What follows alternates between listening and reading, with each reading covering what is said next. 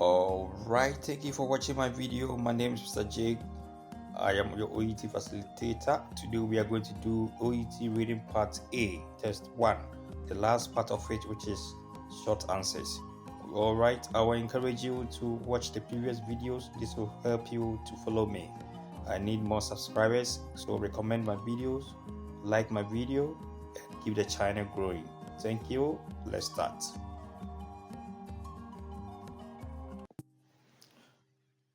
Alright guys, so we have text A, tube use and issues. Text B, we have types of tube and procedure. Text C, we have safety or aspirate. Text D, we have feeds or fluid. So now we know our text very well. We'll be working through our text for a very long time. We have our last questions, 5 questions to answer. So we go straight to the questions and see what is there. Questions 16 to 20.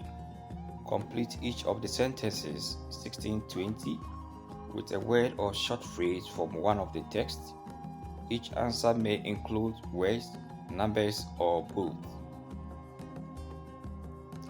Question number 16.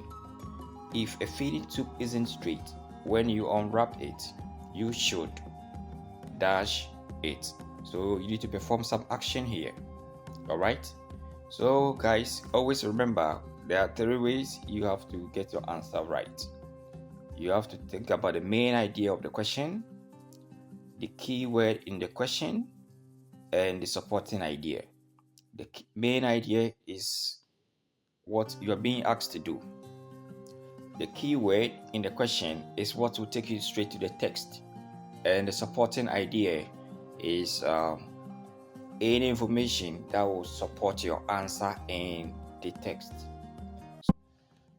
Alright, so the main idea is to perform some action to the tube. Okay, if it's not straight, we can think about it. What can we do to make it straight? It's a flexible tube, so we should think about it. Alright, so we have the feeding tube, which is a key word, and that should take us to text B, because that is where we have enough information about feeding tubes or types of feeding tubes. Then we talk about anything that can help us to get the answer right if it is not straight. So let's go there. That is a supporting idea. So here, all the principles are combined. It's quite clumsy. The next one will be much easier to understand. So we are in text B because it's more about the feeding tube, okay? Alright, and we are looking for what we can do to the feeding tube if it is not straight. We go down the procedure and read very quick. Alright, find the most appropriate position. No. Check the tube is intact. Alright, this is about the tube, so let's read further. Check the tube is intact, then stretch it to remove any shape retained from being packaged. Alright, so unwrap it, being packaged. So any shape here represent or has been paraphrased as isn't straight in the question.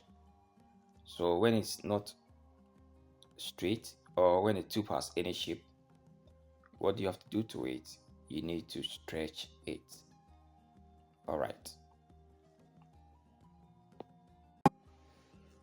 Question 17. Patients are more likely to experience dash if they need long-term feeding via a tube. So here we have patients, okay?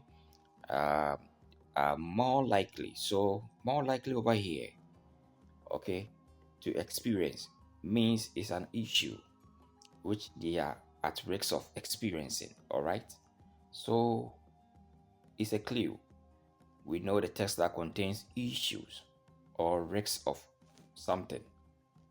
which is text A. We move straight. Now we have the supporting idea here. If the answer is not related to long-term feeding, then the answer is more likely to be wrong. Okay? So in text A, more likely to experience, which is an issues, which would be under issues. So we go straight to experience, which means we are going to experience something more or less like a condition or signs or symptoms. So the procedure for inserting, no. The tube is very noticeable, no. Patients are likely to pull out, no. Aspiration, if the tube is incorrectly placed, is very confusing. Let's go on. Increased risk of gastroesophageal reflux with prolonged use. So guys, like just I told you, once this one is not connected to prolonged use or long-term use, that's why I couldn't pick aspiration. But here we have with prolonged use, which is in the question as long-term use. All right. So increased risk of what? Gastroesophageal reflux. So gastroesophageal reflux is the answer. All right. So question number 18.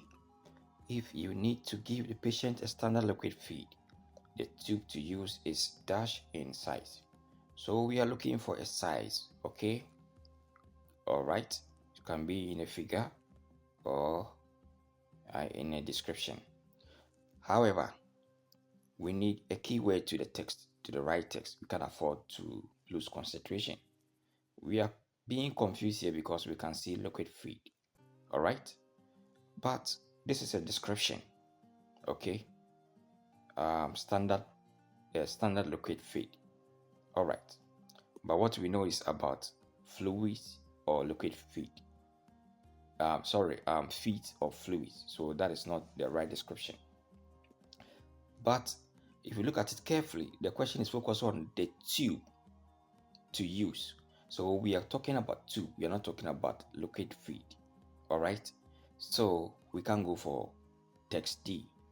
We are talking about the tube to use. So we are going to text B, which contains information about the tube. Then the supporting idea, if the answer is connected to standard liquid feed, then we can accept it as the right answer. All right, guys, so never waste time in the examination. We already know that we have wide ball and fine ball here. We don't have tube sizes over here. Okay, sorry, we have tube sizes. We have range of sizes for pediatric use is 16 FR to 10 to 10 FR. All right, then we have fine ball. Also, we have in general tube sizes of 6 FR are used for standard feeds. So this is a supporting idea, standard feeds, okay? And 7 to 10 FR for higher density and fiber feeds.